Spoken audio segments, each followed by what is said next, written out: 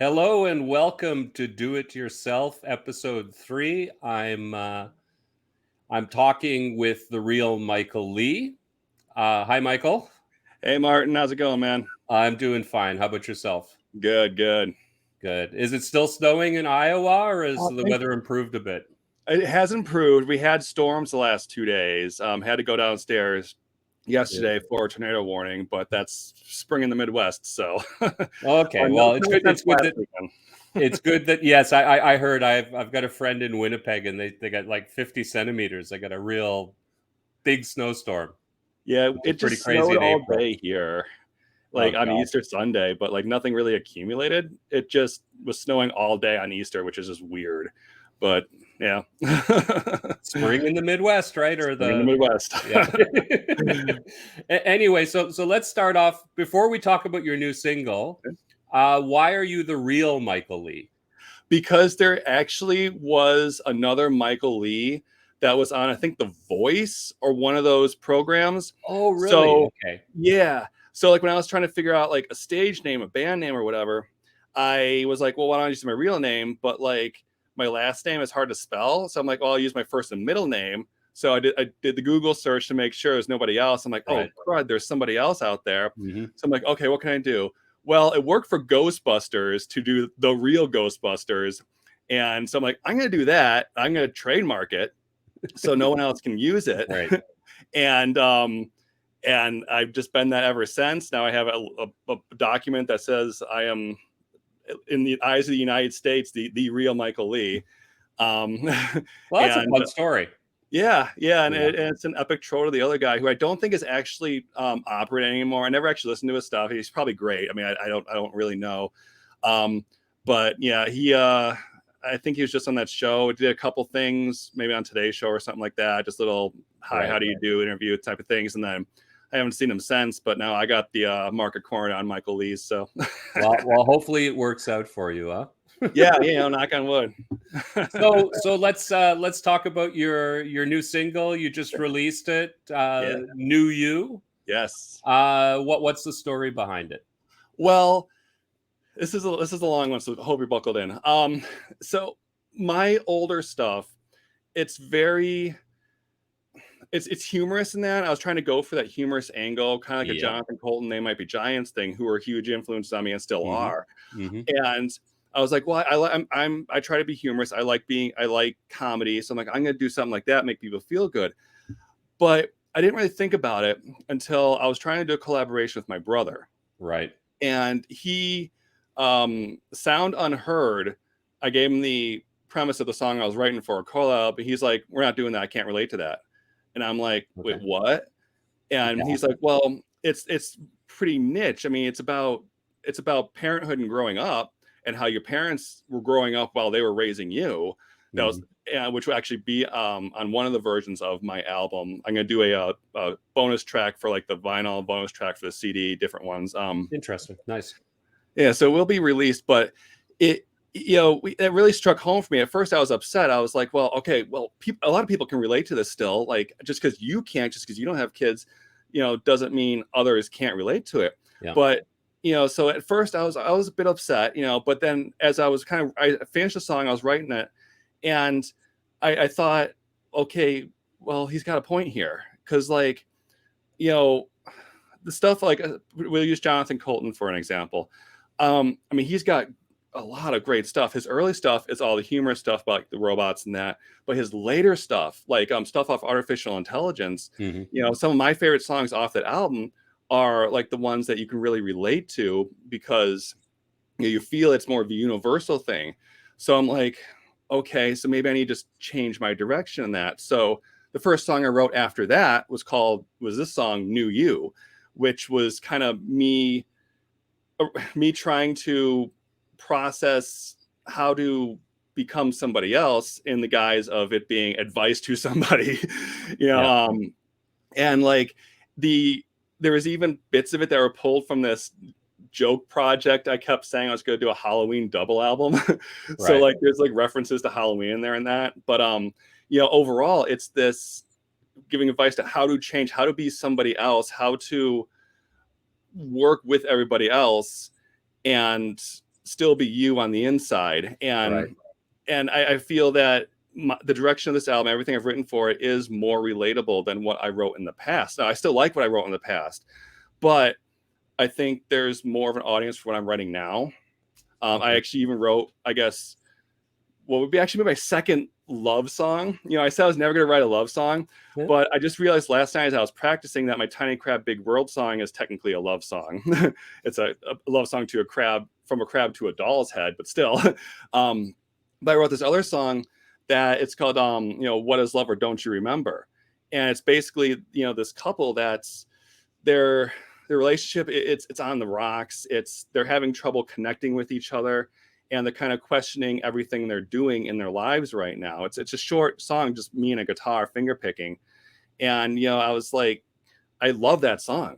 Like, I'm like, people can relate to this. So in the end, bringing it back to my original point, you know, what my brother had said, while at first stung, ended up being very, very sound advice that I took to heart. And now we have this album that I'm actually going to start recording very shortly here. I'm just finished up writing the last song now, and gonna hit the studio, which Yeah, I this is my see many baffling. guitars behind you. Very good. Yeah, my guitar is my baffling.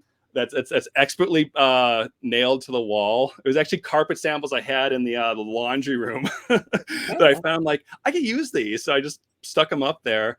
Whatever And, works. yeah.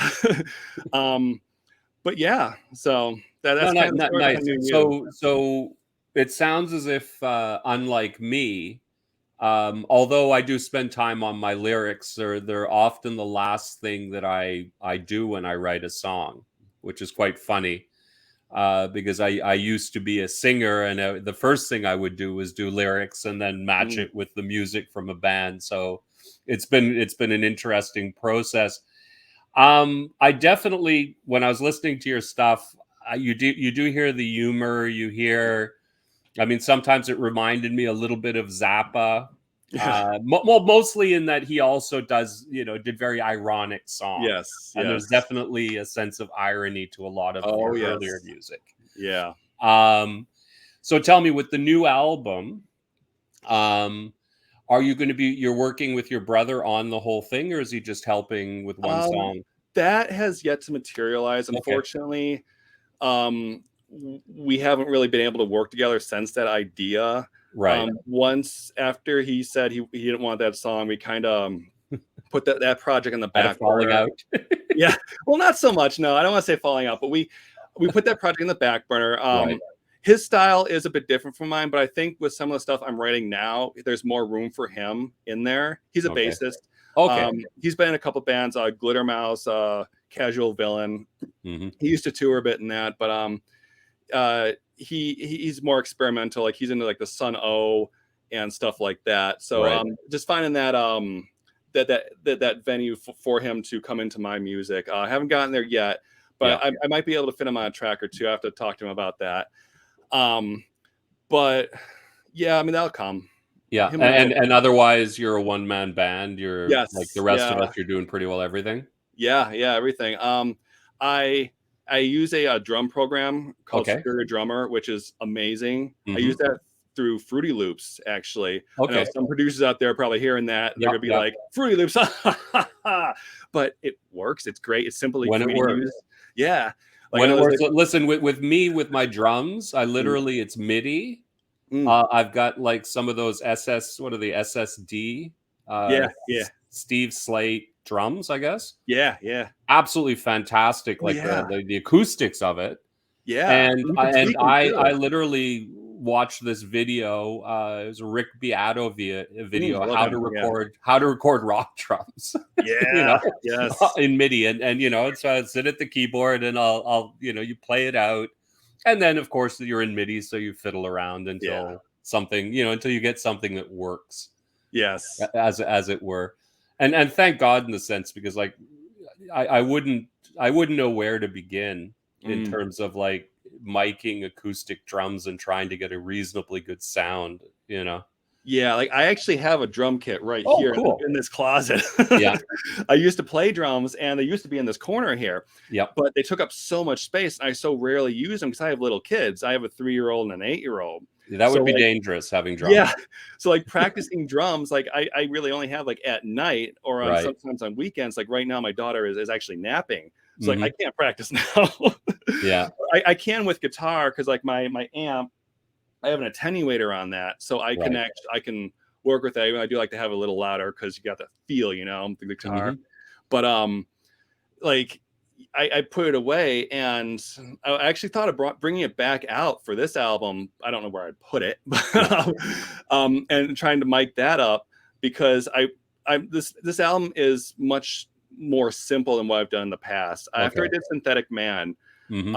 both versions of that, I felt I was going in a direction that was just too just above my head. It Hmm. was too much instrumentation. Like it just bogged things down, I Right. felt.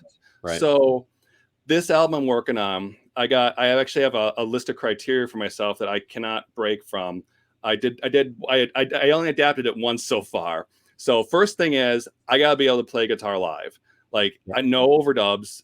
The only thing I've done, like with New You, 2 of the 3 solos. You guys haven't heard the third one yet because that's on the album version. The single Right. version only has 2 solos. Those were I broke in and played those, but it's all one guitar. Uh, Besides the double tracking for audio to fill up the audio space. Hmm. I'm not counting that. I'm cheating, I guess some might say. But there's that. I gotta be able to play guitar live. No overdubing, no multiple guitars. Limit to, I guess it would be total 4 instruments. So vocals, guitar, drums. That's I can't count. Oh my god. Drums 3. Yeah. I can count. Really, I can. Uh, and then either bass or synth or something like that. But keeping it to those 4 Okay. instruments forces me to work within confines that I'm more comfortable in because Sure. I do better simpler. Like with Disappearing Daughter, like that's a fairly simple track, Hmm. and that versus something that has 7 guitar overdubs on it, like that for me is just too much. So simple, and I feel it's more powerful. Like with New You, I'm getting a lot of great feedback on that because I'm playing it and recording it live too. Like the Yeah. guitars and vocals, except for those 2 solos where I broke in, that's me playing and recording vocals at the same time. You get this better energy. Hmm. So I wanted to capture that on this album. So every track's going to be like that, where it's I'm playing the guitar and recording the vocals. I got a decent enough setup to do that, and I'm hoping to really just capture folks, attention by having this energy to the vocals and that. I think it does come through on New You. No, no, definitely. And is the end goal also to be able to play live then? Yes, I mean Because I you're setting do. yourself up for it, right? Yes, yes. Now I do play on the Hambones open mic online, and Right. actually I'll be starting to go back to the in-person open mics. I actually got one this week I'm going to. I did one last year in the early winter, but that they closed down unfortunately. So And that's a local venue in Des yes. Moines then? Yeah. Yeah. It was Java Joe's in downtown Des Moines. They actually moved just up the street from me here. Convenient. Unfortunately, it's a much smaller operation that's attached to a bagel place now. Right. So they don't have the stage net. Now the owner says he does want to bring it back, but I don't know if he actually will. That's been a few months now, and Hmm. I'm not confident on that. But I did finally recently crack into the local scene here in Iowa, which was actually through Facebook. I found Hmm. I'm just like, there's got to be something out here because it didn't seem like there was anything. And I finally just doing some searching on like Facebook, even though I'm not really a huge fan of Facebook. I'm like, there's got to be something. So I did that. And I found a bunch of groups. So I joined them. I just asked one like, hey, where are the open mics in the area? I can't find anything, like just Googling it. And they're like, oh, it's this one, this one, this one. And I found they call them open jams out here, not open mics per se. I was like, oh, okay. So like I'm like Googling open mics and I'm not really finding anything. But then there's a ton of open jams where they have a band start, play a Right. couple songs, and then they bring folks up. They could jam with the band if they want or play their own stuff. So I'm going to be doing one of those acoustic one this Thursday. in what's Urbandale, which is just right next to here in Ankeny. And yeah, I'm looking forward to that, getting out on the stage again, because I mean that's like a drug, like being on stage and you play a song and like folks clapping and that. I did the open mic at Java Joe's. It was part comedy, like it was like musicians and comedians, mostly comedians. So like originally I was gonna do like Synthetic Man. I'm like, I should do Shirley instead. I think that'll be a better one for this crowd. And they loved it. I even did like a mini like stand-up routine to start, and like it just worked and they loved it. And that applause and that, adulation, that it gets you going, man. Like so, I know. Well, I tried to explain it to John, and I was, it's like it's a real drug. It is the adrenaline rush from it. Yes. There's nothing else like. Well, maybe acting. If I used to be like amateur theater years ago, and that was very similar. Oh yeah, I can see that. But it's the same kind of, because you've got that audience, and there's a real vibe from an audience that you don't get except live. Yes, and even and on the online open mic, I do like they clap and stuff like that, but you don't feel it. Like when you're in a room with folks and you feel the joy of someone enjoying your song, like that's huge. Like that gets you going. I mean, I was like ready to go. I had like, they capped me at 5 minutes for this open mic because there were a lot of folks there. And I was like, I got more. I want to do more. They're like, no, gotta go to the next person. Like, oh man.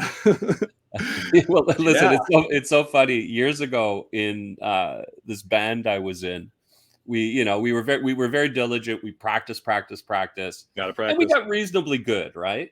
As you do when you nail your songs. Yeah. And so we just starting out, one guy got us, one of the guitarists in the band, I think, got us into this talent show.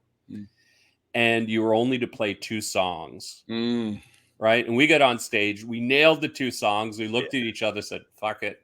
Played a 3rd song and got disqualified. It was worth it, though. It was totally worth it. Yeah. We should have won, but we didn't follow the rules. So, so is life, right? Oh, yeah. And so right now I prefer mostly just acoustic, me and acoustic guitar. But I've started incorporating the backing tracks into my stuff. Like I have, I do New You. I've done that on the Ham Bones open mic, which is what I do online. Right. I've done that one before. That one still needs a little work live, but I also did Panic Alterations is another one that's going to be on the album that I've done with a backing track. Now, backing tracks, like they're easy to work with, I guess. Like I'm actually working on setting up a system right now. Currently it's through my phone and through a DI box, but I want to get like a one of those Boss looper pedals that has a USB on it, so I can just hit the pedal and play the song. But like backing tracks they're easy to use, but you don't have that feel of a drummer. Like I know Wolfgang Van Halen was he made fun of people who use backing tracks, but and I get that because with the drummer, you got that energy, you got that sound behind you. With a backing track, you have the speakers. So that's a bit of a struggle there, not having something to feed off of. It's just myself. So I got to kind of get myself in a headspace and a mindset that like, okay, I'm going to rock. I'm going to carry this whole thing and make people forget that there's not a band behind me, which is something I'm currently learning to do. Last week on Ham Bones, I tried something new where I forced myself to move. Like I didn't play electric last week, but I played acoustic, and I'm like, okay, stand still when you're singing in front of the mic, but you gotta be moving, you gotta be keeping people's attention in that. And I felt it worked. I really liked the version of Synthetic Man I did. I actually pinned it to my my Twitter profile there.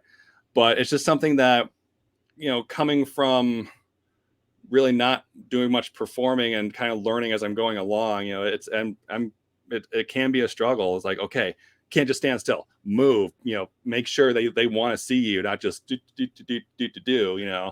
my air guitar there.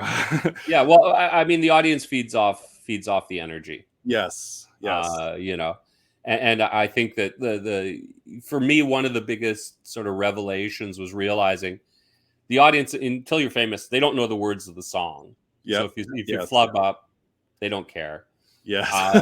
When no, because they don't know. Oh yeah, yeah, And if you're doing a set, you're going to play the ones they like the most as an encore, or as your last two yeah. songs anyway. Again, Oh yeah. so you get a second try at it, right? And Yes. and and the other thing is that when you make a mistake, they also don't know the song. Yes. You So got to how are keep they going to, like, going. unless it's a really Yeah. bad mistake, Yeah. right? Yeah, Like, it's like telling that to the band, because if you react like it's a mistake, then they know it's a mistake, yes. right? And that's But something you got to otherwise, break out of too. Like I had that struggle, like not yeah, calling it out. Is like, and like not like going, oh, or something like that. Just play through it. you play Don't through think it. about it. Because if you do that too, it catches your brain. And then that's all you're thinking about is like, oh, I messed that up. Oh no. And Exactly. then the rest of the song, you're messing stuff up. You're missing chords in that because you got off of that, your Yeah. rails there. Yeah. It's, Oh, and but it's butterflies before you get on stage. That oh yeah. never goes away. Yeah. So That that adrenaline that building up. feeling right before. Yep. And then luckily, mostly it's like the first thing, like when I was singing, the first thing came out of my mouth, and then I because you forget all the lyrics. It's like your mind is like, Yeah. it's great. Oh, sorry. It is. It's absolutely Like, crazy. you gotta get that muscle memory in there. Like for me, like Exactly. I have times where I can't, like some of my songs, like I couldn't tell you the lyrics right off the bat, but if I start playing it, I'll sing it without forgetting it because I've done it so many times. Like Shirley's like that, where that's one of the favorites on Ham Bones. Mm-hmm. One of the sound guy actually went as Shirley for Halloween last year. It was hilarious. Now he has the mask up on his wall. But I've done that. I've been doing that one for 2+ years now. So Yeah. like, I mean, I play him here in my little studio and that, and I've done it so many times. Like, okay, I know it's supposed to be this. There's the lyrics, and I can not even think about it. I can be thinking about other stuff Yeah. about playing it. Like move your butt so people are don't get bored watching you. But yeah, it's that muscle memory, man.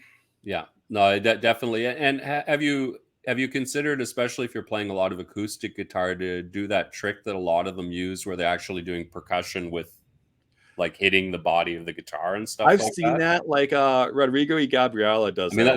that's a good way of thinking Oh of yeah, doing it, or just have do the one man band with like a tambourine on the foot or yeah. something. Like Orange But they're G's done effective. that. Yeah, It's really effective to add that. It doesn't have to be a lot. I mean, yeah. sometimes less is more. Oh yeah, yeah. You don't want to be like Dick Van Dyke and Mary Poppins. They have the Yeah. whole rig going, Mhm. the Or drumming the back. other the other thing, you probably won't know him. There's a very famous Canadian sort of folk singer, Hmm. and his name was Stompin' Tom Connors. Hmm. And he's well worth. He wrote some really fun songs, But his big thing, well, the Stompin' Tom, is he literally had a board Mhm. on the stage and would stomp it to time, Oh, I can see that. right? And I've also it seen folks use kick and drum. for the type of driving music he did, Mhm. the Yeah. stomp was perfect for it, Oh right? yeah. I think he's And it got the crowds going. I mean, yeah. he was, it wasn't sort of, down, sort of half, the people were going crazy over it. No, you should Yeah. check him out. Stompin' Tom Connors. Stompin' Tom Connors. All right. It's well worth the very Canadiana. He wrote a lot about Canada. Okay. Hockey and Oh, small really? towns, and one of his big ones was called Bud the Spud, Oh jeez. and it was about a truck driver who drove well, you're in sort of in potato country too. Yep. Would drive the potatoes into Mm. Toronto from Prince Edward Island, Okay. right? Bud the Spud with it. Anyway, Bud the Spud. get check it. He's an interesting artist. I think Yeah. he's dead at this point, but Oh, great yeah. career. He had a great career. That's good.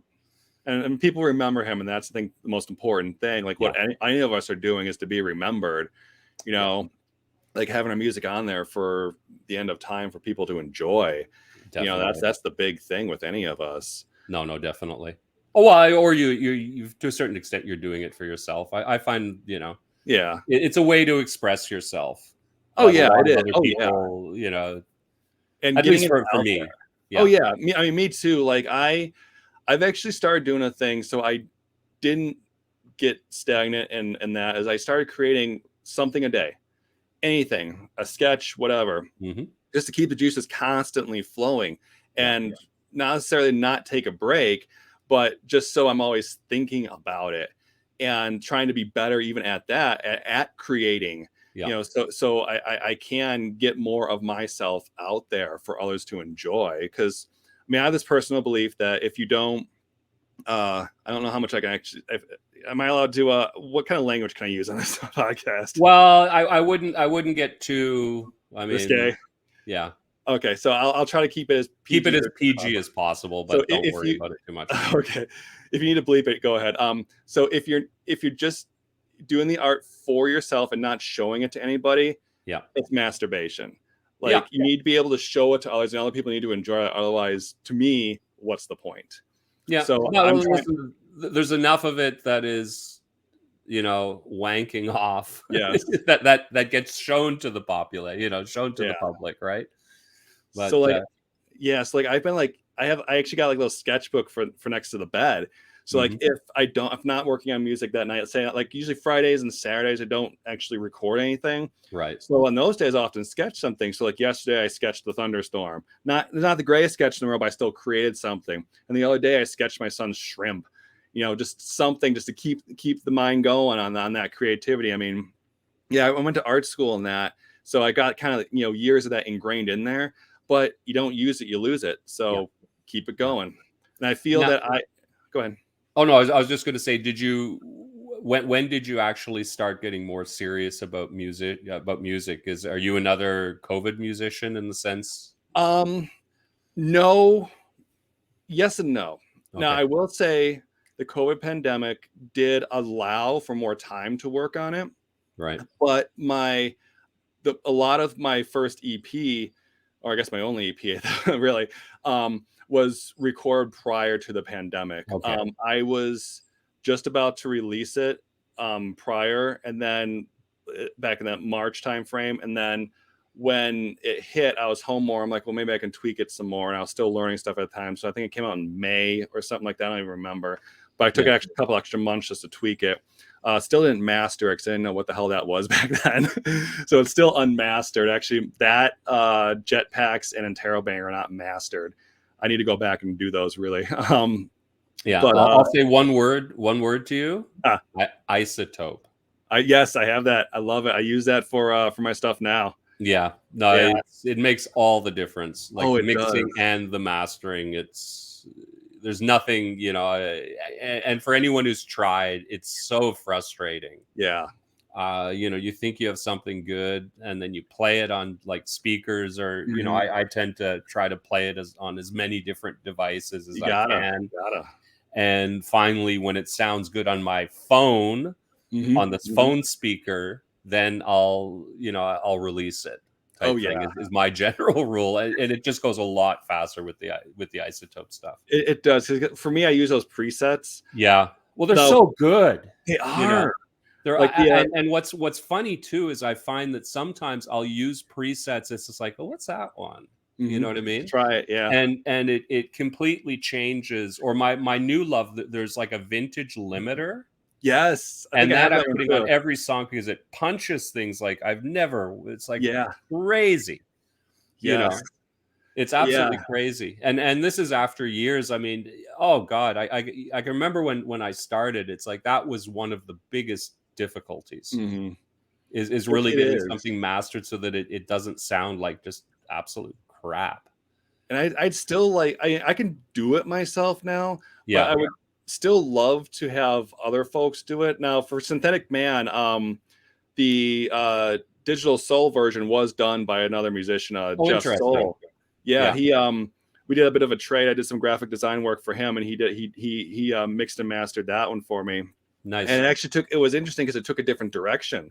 Like he added a bit of stuff to it and that. So that's why we have the two versions. We Yeah. have like the one, and they're two different. I mean, one's more guitar driven, the other one's more dancey in that. And Mhm. it was kind of interesting how it went, but it was also neat seeing how he did it, because he actually sent me videos like to teach me how to do it in that. So I've Oh, wow. incorporated some of that. Yeah, it was very generous of him to do that for me, Yeah. and very helpful. And he actually, I think, just released a single too. So check out his stuff, Jeff Soul, Okay.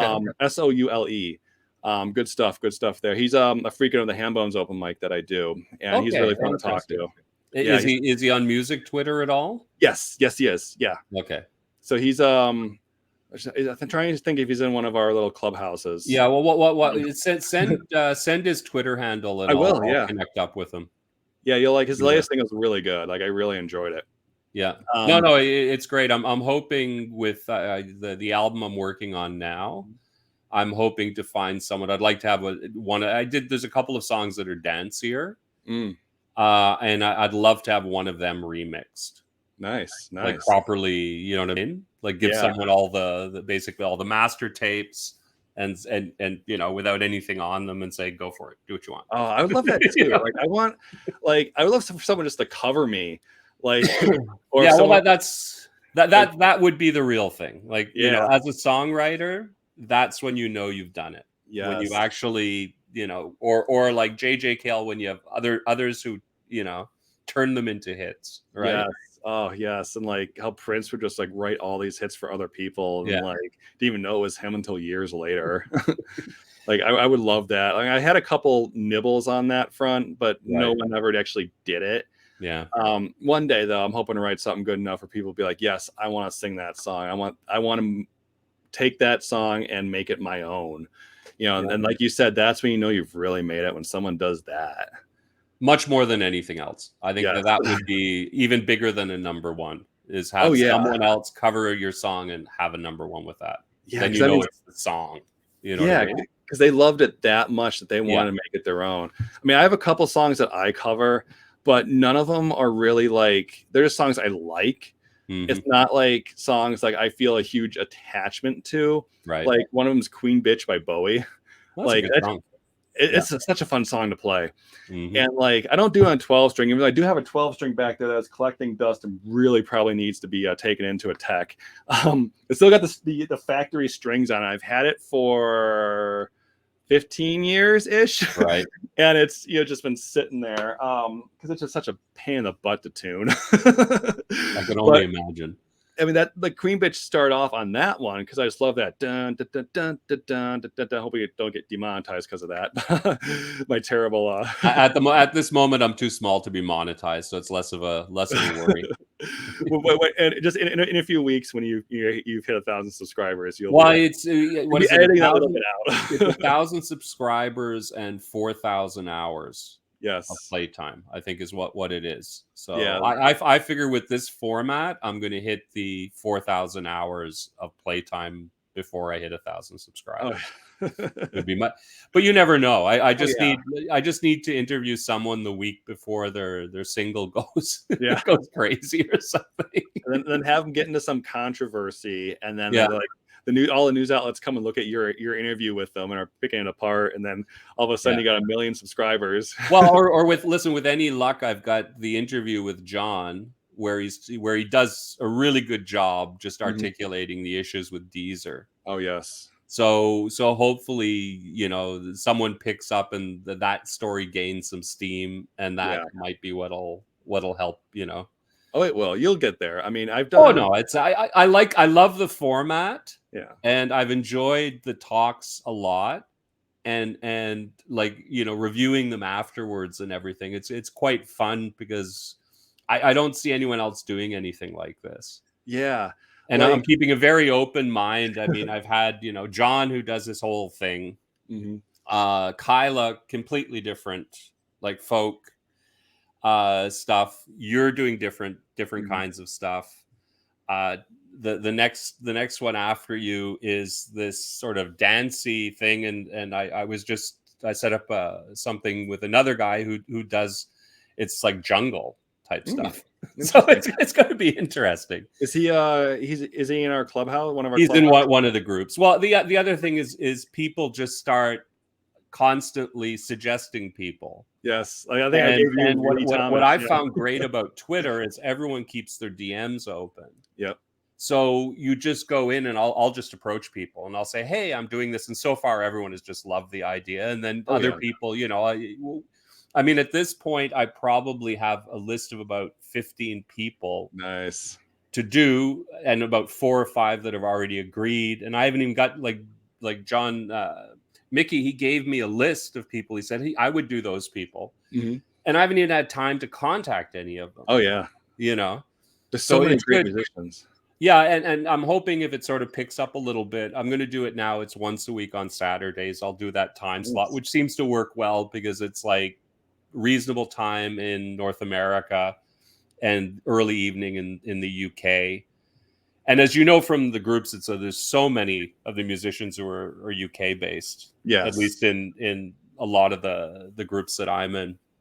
Much Yeah. more so than, I mean, there are we North Americans, but very few Canadians, and surprisingly few Americans for population.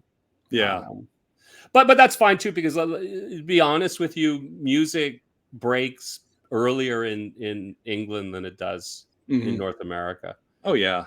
So I for mean, indie stuff, it's better. yeah. It's better to build your fan base in the UK. Oh yeah. Because if it's cool in the UK, they'll think it's cool in North Yeah. America as well. And at least that's how it always Immigration worked, right? agent. Yeah. Well, Uh, like so, so you tell me, one of the other things that struck me when I was listening to your stuff was you reminded me a lot of Jonathan Richman, weirdly enough. hmm, I'm not Uh, familiar. you're not familiar with him? Your No, voice, well, listen to some of it. It's Jonathan Richmond, and what Jonathan was his Richman. band called? The I can't remember. He does, it's sort of folky. Okay. Jonathan Richman and the Heartbreakers. I can't remember. Hmm. He does this. It's a little bit folky, a little bit sort of very ironic, Yeah. and your singing voice sounds quite similar. Yeah, and that's something with this new album, I'm trying to write more songs that are for my voice, Yeah, which I'll be the first to admit I'm no virtuoso, I'm no Pavarotti or anything like that. So like my early stuff, again with the early influence of Jonathan Colton, like They Might Be Giants, like Colton has a very pretty voice. So I was right. trying to do that. And yes, I did get better at it, but it's really not my voice because I can't maintain that consistently. Like I got Mhm. allergies, man. So like, I just got over an allergy attack with all this rain. So like Yeah. I can't constantly sing like that. So like with New You, it's less, pretty singing and more, rock singing. It's Yeah. not it's not all the way down to like Sprechen singing or whatever it's Yeah. called. Sprechen voice. The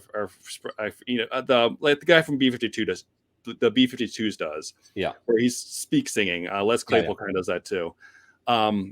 But I mean, I'll still have songs like that "What Is Love" song I mentioned. That's me actually singing, or I'll do something really rhythmically, like with a New You. I kind of follow that that little arpeggio up at the end of each verse, stuff like that. But yeah, I mean, I also too, like when I have to really really focus on trying to match the key and all that, like I can't really get into the song as much as I can when I'm just rocking out, and I don't necessarily have to worry too much about it. I still want to keep in the range, obviously. I don't want to be like, oh, and I'm down here on an F or whatever. But Unlike me. no, you're fine, man. I like your stuff. Like I was actually listening to your stuff this morning, Mhm. and like, so you're right in my wheelhouse because I love like 80s goth music, and Okay. your stuff has reminded me a lot of a lot of that genre back then, and that's Yeah. totally my jam. So, but your Okay. voice Yeah. is Then fascinating, yeah. that's I'm just me, Yeah, and yeah, those are you my gotta be you. influences.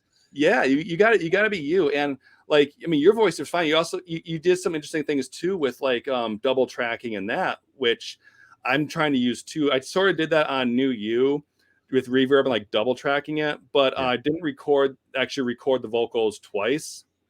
Yeah. Um, I'm lucky I can do that without thinking about it. yeah, You I'm know, trying to get there. Trying to get there. it's well, it's yeah, it's a weird thing. It's to a degree. I think it's just a talent. You Yeah. either can, or it's an issue. I've got other issues, right? But that's Well, not one of them. no. I mean, like it's practice. I mean, like I Yeah, always tell myself, if I'm watching somebody, I'm like, oh man, I wish I could be that good. Practice. I always tell myself that. It's like, okay, you can be that good, just practice. So yeah, like with the singing, like I mean, you never heard what I originally you sounded like, because a lot of stuff I wrote for like my EP, that was going to be part of a podcast. So I actually started writing those things about a year earlier, and I didn't know how to sing at all. A lot of people probably say I still don't, but I learned, like, okay, you follow the chords in that. You gotta learning how to actually find pitch, with listening in that. Like, I didn't know how to do any of that. And it was like someone telling me, like, oh, higher, higher, higher. And then figuring out, like, okay, why is it like that? It's all practice and learning, and everyone gets there. I mean, you just got to keep at it and not worry about failing or somebody making fun of you. Cause that's the creativity killer right there. If you worry about what other people think, then you're not going to get anywhere. Like, you just got to go for the gusto. Like, these songs, like, I was trying to write a song a week for this podcast that never materialized, but I was just, and I hadn't done it. I had written songs before at all. And I started showing to my friend who I was going to do the podcast with, and that he kind of eased me into it with creative feedback in that. Cause he's also an artist. He does fine art, and he's actually learning guitar now, with a guitar I sold him to, but, he's, that helps. But then once you get past your friend area, your friend zone, so to speak, and branch out into these other areas, you got to have that hardened skin. Like in college, now I was lucky. I went to art school, so we actually learned how to take criticism for our art in college. I have the student loans to prove that I learn how to do this, but like, not everyone has that. So having friends that are willing to give you constructive criticism and being able to accept it. Exactly. And thickening your skin for what it is. Yeah, no, exactly. it's true. Like, it's not them trying to rip into you. It's like, okay, here's this, but here's something that, might make it a little better. And it's still your thing. They're just trying to help you and not hurt you. And I think that's the big thing of constructive criticism. No, definitely. But the other thing that I find really important is, if you believe in it and you like what you play, then don't listen to critics. Oh yeah. Just do you. You do you. Because you're going to be. It's also like with the singing. Myself, a lot of my songs that I've recorded, the vocals are the first time I sang them. Oh, I can't do that, man. Like, I don't. And sometimes it's not even with lyrics. Oh, it's wow. like, literally, I've got lines on a piece of paper, and I'm doing it as I'm thinking about it. Yeah, you got one up on me there, man. I can't. I have no idea how I do it. It's not. Sometimes it'll take months, right? I'm going to fight with it until I figure it out. And other times it's out, and I do something like Barbarians is the best example of that. I had like a few little lyrics, and then I came to that section where I'm doing the crazy vocals. I had no idea why. Really? It came into my head, and it sounded great. The muse spoke to you. Yeah, but how? It's no idea. Oh yeah, like, no idea where it came from. But that's what I'd say. It's like with singing, part of it too is sing from the heart, and people will know you're singing from the heart. Oh yeah, as I guess the best way to put it. Very much so. Very much so. Like with me, like I'll write down that, and I'll do like a little demo of it. But at that point, I typically don't have the cadence in that down, because like I need to play it a bunch of times to get that, to bring that emotion up and be like, okay, this is how you should do it. Like, perfect example is I've recently changed how I sing a couple of my older songs, like Tiny Crab Big World.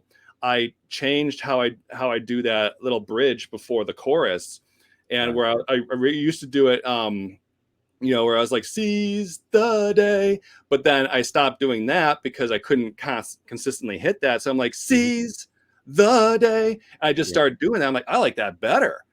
Like, it's just weird how that works for me. I have to really like just play the song over and over and over again. So like when I did New You, like the vocals and guitar and that's take like 30.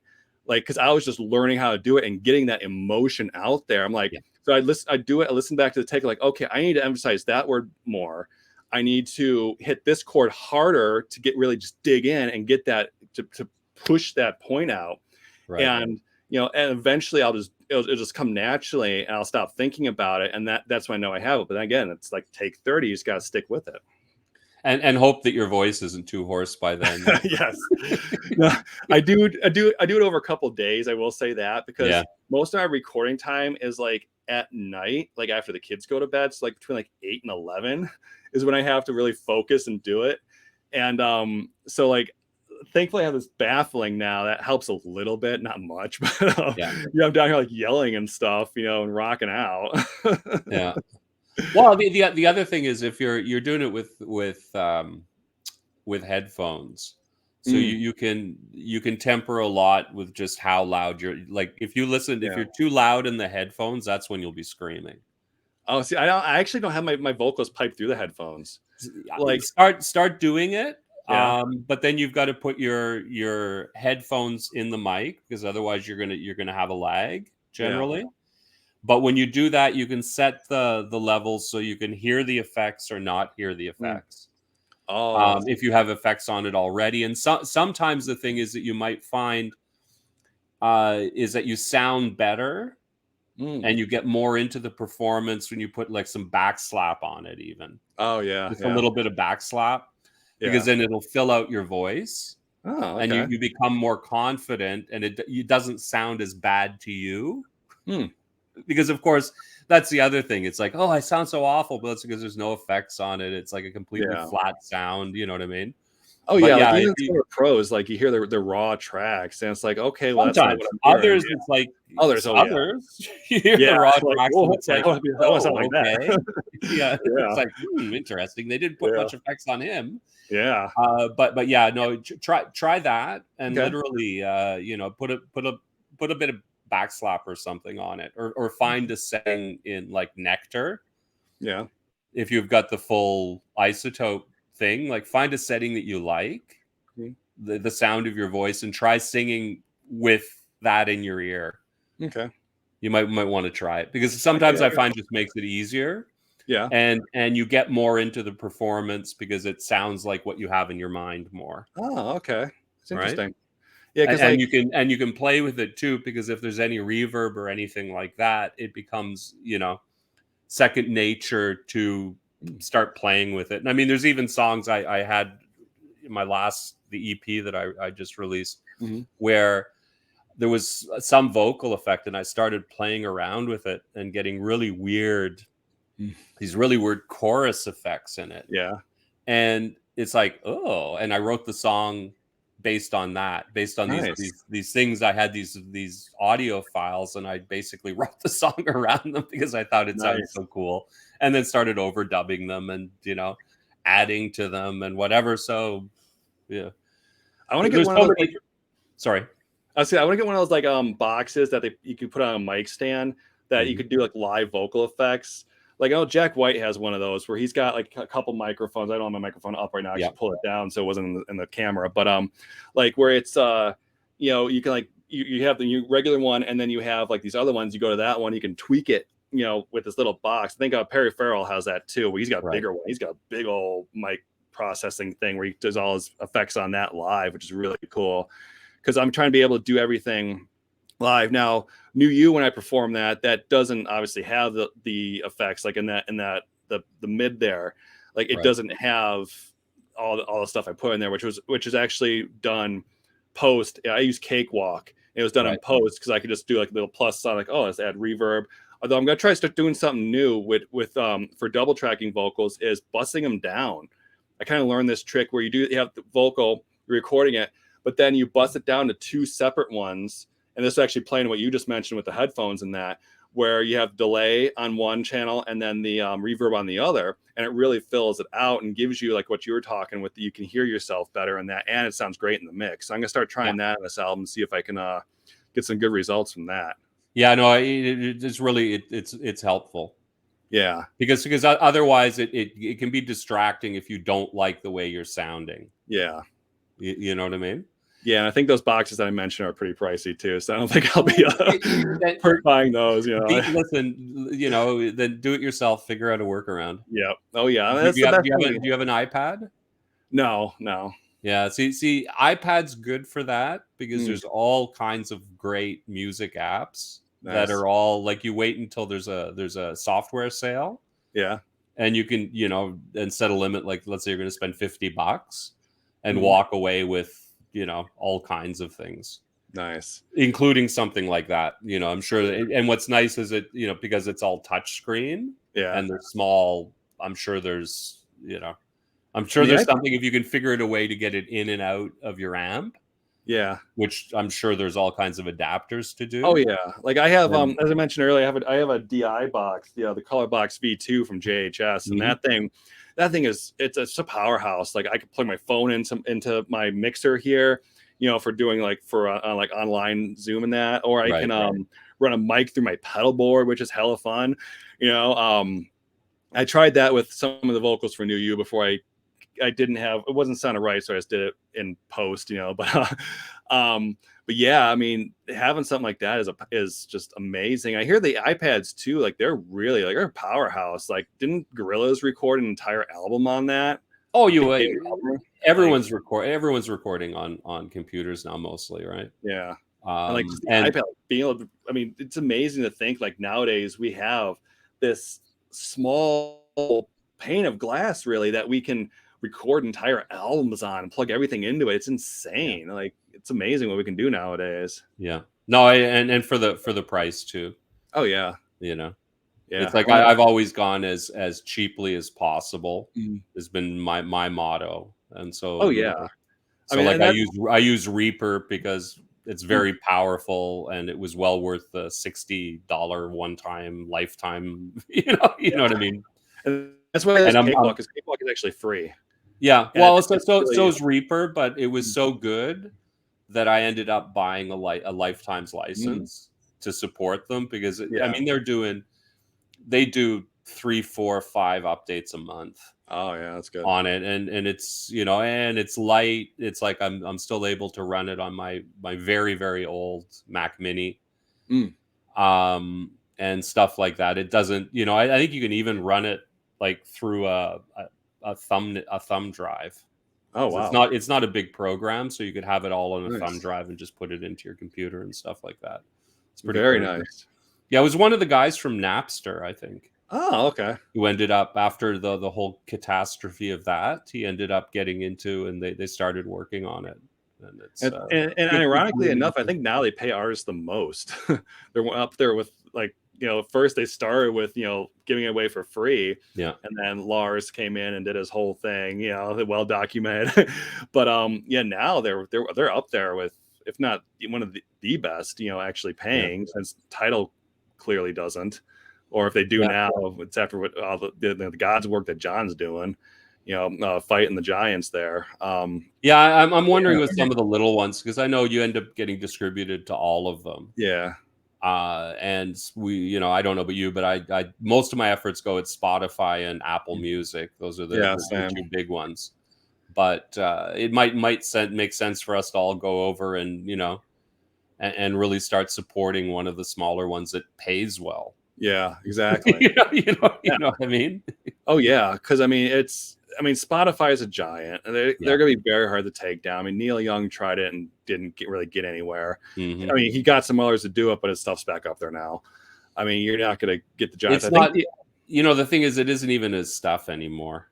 yeah, it's I, it's I someone think else I owns think it his now. I think his AR guy told him that here, this is what you're going to say to the press if he even, you know what I mean?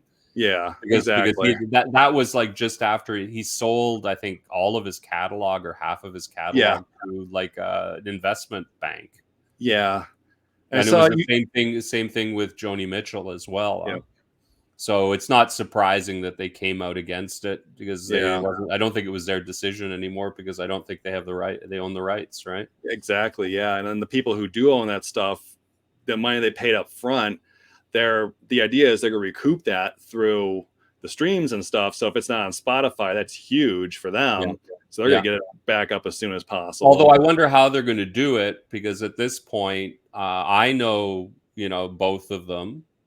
I've listened to both of them, Mhm. but the 20-year-old kids, you say Neil Young, it's Neil who, Yeah, exactly. Joni who, the Oh, the what's, you know yeah. what I mean? Which is sad. I mean, Yeah. like my kids, I'm able to show them all this music and that, like my son, he used to really love They Might Be Giants, because I'd play it in the morning for him, because they actually had those kids albums, and I started Mhm. him in on that, and then I could play the other stuff.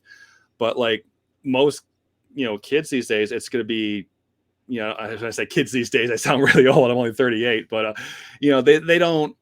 You're right. They don't have like the classics in that, and like that's why you mentioned Rick Beato earlier.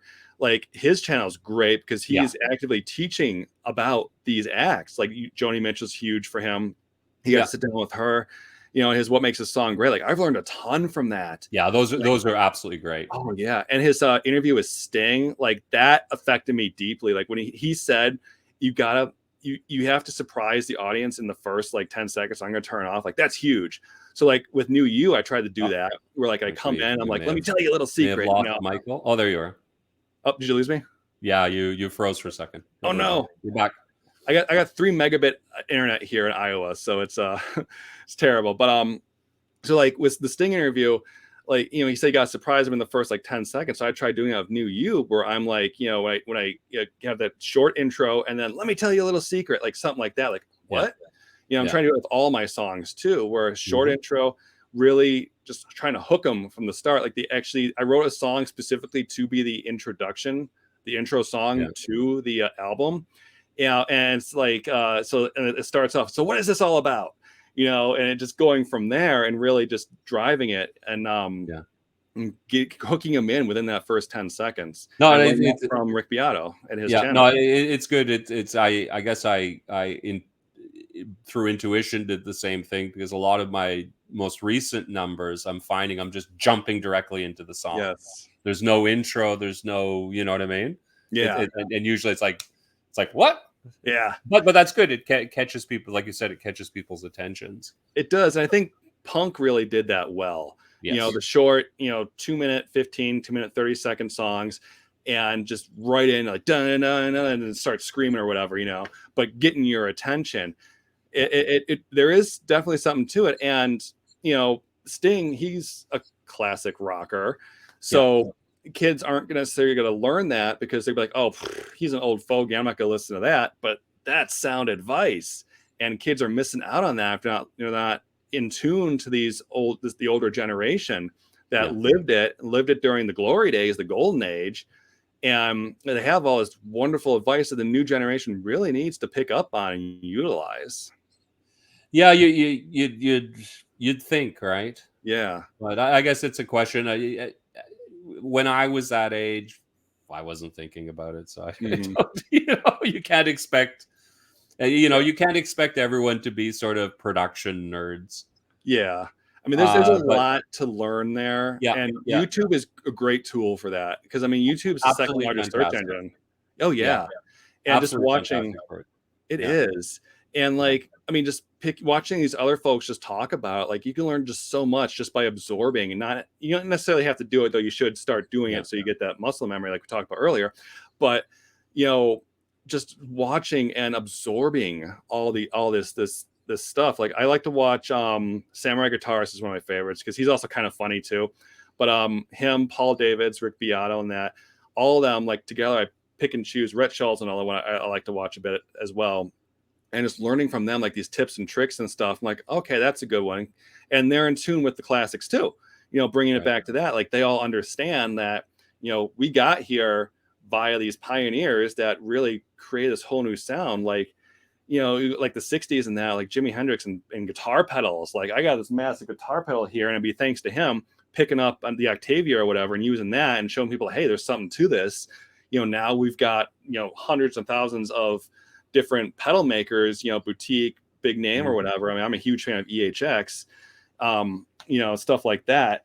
So without all those pioneers, we wouldn't have what we have today. Hell, we wouldn't even have the digital interfaces, without these pioneers. It's like, hey, there's got to be an easier way to do this versus, rewinding tape and cutting and splicing, So yeah, we owe the previous generation a lot, and there's still a lot to learn from them. And the generation before then, who invented things like the electric guitar, right? Oh yes. And changed music, because the guitar before then you couldn't hear it. Yep. Yeah. In the bands, right? It was like so. Same thing with the bass, actually. Yes. The electric bass revolutionized things too, because you could actually hear the bass. Yeah. In a larger band. Well, right? I will say though, in jazz, this is a pet peeve of mine because like upright bass solos, like Yeah. I've heard, so I can count on one hand the good upright bass solos I've heard because you can never hear them. Like, Yeah. I mean, it's been live, not on record. I have yet to find a good upright bass solo on a record. If anyone knows of any, please send them to me. I would love Yeah, to or hear just them. put them down in the comments, Yeah, put right? them in the comments. You know, like just live, you can adjust that, but in a mix, like on a CD or vinyl or whatever, like it's just not there. Like I don't know, like boom boom boom and silence, boom boom boom boom, boom boom boom boom boom, boom, and then whatever comes back in. Like Yeah. I don't know, I just have not. Please comment below, you know, if you found any, and let me know. I want to Yeah. hear some really good recorded upright bass solos. No, it would be because some of them were just the artistry of it Yeah. was, was some. I guess it would probably be on like, I don't know, Miles Davis recording, or Yeah. he tended to have the best bands in that period, right? Yeah, I mean, I know Brian Bromberg did some stuff more recently with the upright bass, but it's Yeah. still, even that stuff, like it's good, but it still is not like an electric bass, you know, that Yeah. you hear Yeah. it. You know, Well, sound like I guess now they can actually mic them. yeah, now they can, So yeah, it's a whole different world. But yeah, yeah. the sound of an upright bass is just Oh yeah, there's something special about it. there is. You get that little bit of slap to it when they're doing the strings. I mean, there's a band called the Horror Pops, and the lead singer, she uses a big old upright bass, and these are like punk songs, and you can hear it in the albums, like you can hear it's a slapping of that. Yeah. The strings just adds that little bit to it. Like Yeah, it's yeah, amazing. It's like it's bass, but it's got that little bit of extra slap to it that just really adds character to the yeah, songs. yeah, yeah, yeah.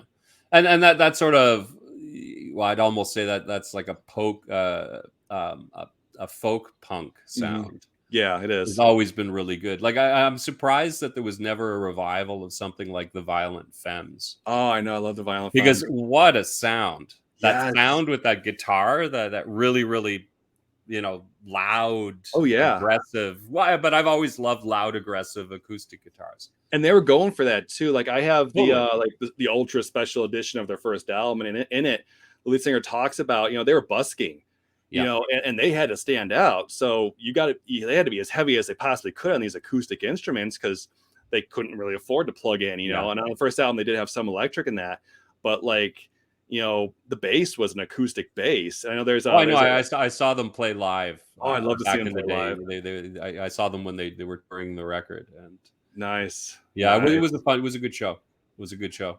And I've heard they added at least one or two other people to the live lineup since then. Yeah, yeah. But Yeah, more than likely, this was back when they were really alternative. The album yeah. had just come out, and I think I saw them. It was like in a student pub, Oh man, like a that's couple awesome. hundred people type thing, right? That is awesome. I've seen a So couple yeah. bands like that, but like that, like before they were famous, seeing them like that, like or right after the first album just came out, like before they really skyrocketed, Mhm. that's when I see them. Oh man, that's Well, awesome. it's like I saw REM, the same thing for Murmurs.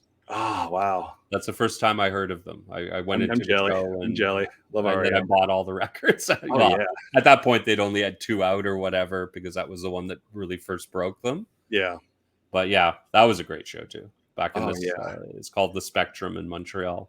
Oh It was a nice. great live venue, and they got everyone back in that day. I saw so Oh many wow. bands. Yeah. Yeah, I mean, I had the only experience with that I had was back in Chicago when I lived there. In high school, there's this place called the Fireside Bowl, and it was a bowling alley, an active bowling alley. But on the one corner, way in the back, they had a stage for punk shows. And like you'd get there on a Saturday, the leagues would just be finishing up in that, but the band would be setting up on the stage. For Now the this place, evening. oh Yeah. yeah, and this place was run down. Like they had tarps on the ceiling to keep the rain out and that. I mean, it was just dingy. I mean, it was in a just terrible neighborhood at the time. But we'd Yeah. go there in high school for these punk shows. You know, I'd see like Adam and His Package, Mile Marker, the Selby Tigers, who's no longer active. Who else did I see? Alkaline Trio, I saw there. The Paper Chase, all these great bands. You know that I don't know if any of them are still big. I mean, I know Yeah. Adam is package retired. He's a teacher now. I think Mile Marker called it quits too. Alkaline Trio, I'm not sure. I know they kind of they hit the Vans tour and they were pretty big Yeah. for a while. But yeah, you know, places like that. I mean, I've So seen. I guess you hit that first wave of the sort of American punk. Yeah, yeah, back Yeah. in the late 90s, Early early 80s, wasn't it? aughts. Yeah. Yeah. Yeah, and like, so and this was all these folks were influenced by you know, the ones who came before, like the Misfits. I love the Misfits. Hmm. You know, I love old and new Misfits. I know some people are like, oh, you can't like the new stuff. You know, Danzig or die. You know, like okay, that's the stuff's great, but I also love the new stuff. I love that sound as well. Right. But you know, like that. I mean, I'm not gonna say Sex Pistols. I've never really been influenced by them. I Yeah. have their album, the album, but I know all the crap that went on around that, so I really can't Well, put too I much was weight on I it. was around at the time, and wasn't being played on radio Yeah, or anything like that. But they were in the news nightly for that first tour that they did. yeah. Oh yeah, because they're causing trouble everywhere. I mean, they're Yeah, getting it was, but hard it was and you didn't hear any of the music. It was yeah, just what had happened, who'd got arrested, who, yeah. who'd thrown up over whatever, you know what I mean? And outrage, Oh right? yeah, Like in Texas, because they were, I don't know where they were touring or what they were thinking with that tour. oh yeah. I don't But know. Part of it was like marketing, trying to be like, you know, oh, these oh, guys it are the was bad boys. successful. Let them, Yeah. And yeah. it was a great record. Oh yeah, it's It was an solid. excellent, It's like some of solid. the Oh yeah. songs on that are wow.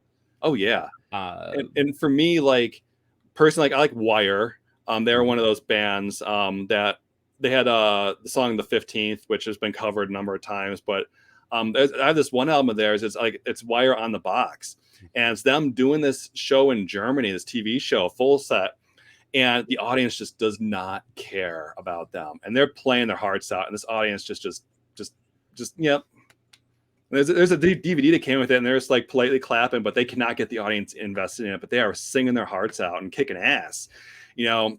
yeah. And that was very influential on me trying to, you know, seeing that and be like, okay, these people don't care about them, but they're still out there, you know, kicking butt. You got to do that too. Like saying that to myself, stuff like that. And then like the first Clash album, I love that album. For punk back then. Early Blondie was good. Then they sold out. We won't talk about Debbie Harry and Videodrome. I have I had to watch that in college, and Yeah, I love that movie, but oh, I'm anyway. sorry. Oh, well, no. I thought it was it was a very creepy. Well, it was a horror movie, right? Yeah. I And mean, very creepy. you're talking to the guy who loves David Lynch's Dune, so Okay, me too. We could it's do a a whole show beautiful about mess. that. It is a beautiful, beautiful mess. Yeah, It's not I a good know, movie. and But- everything about it. I saw the new one. I liked the new one, oh but yeah, me too. I can still watch David Lynch's because it was. Oh Just, yeah. I just Really? I wish that I really wish that his cut was in existence. So there's rumors that he's working on it. Okay, well, that would be fantastic. I Yeah. really hope that happens because the Now- fact they had to cut basically an hour out of it. Oh, yeah. and then everyone complained that the story didn't make any sense. Yeah. They're like, oh, I wonder why. But you had Sting, back to Sting. He was in Yep. there, and you got him in a Speedo, the winged Speedo, which if I ever got to meet Sting, I'd ask him one question. Do you still have the Speedo, and does it still fit? But you got, like, he's kept in pretty good shape, so it he might. has. He really has. It he might. really has. So Yeah. let me ask you one last Yes. question, and then I'm going to Okay. let you get back to your day. All right. What's your first musical memory? What was the first thing that got you interested in music?